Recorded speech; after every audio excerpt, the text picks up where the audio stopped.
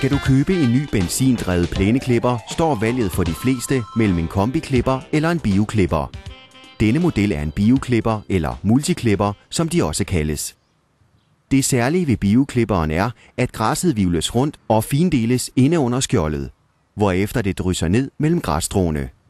Her bliver græsset hurtigt omdannet til gødning, fordi forrådnelsesprocessen går meget hurtigere, når græsset er klippet i småstykker. Samtidig med, at du får tilført næring til plænen, så holder det afklippede græs også på fugten, hvilket er en fordel i de varme perioder. Du slipper naturligvis også for at tømme opsamleren eller rive græs sammen og køre det væk. Bioklipperen er forhjulstrukket, så den er nem at dreje rundt om buske og træer. Det lukkede skjold og en mere lige kniv gør desuden, at denne plæneklipper er mere lydsvag. For at findele græsset og for at få det til at lægge sig ned mellem græsstråene, bør du ikke klippe mere end en tredjedel af græssets længde ad gangen. Mange har en tendens til at klippe græsset for lavt, men græsset trives bedst med en klippehøjde på omkring 35 mm.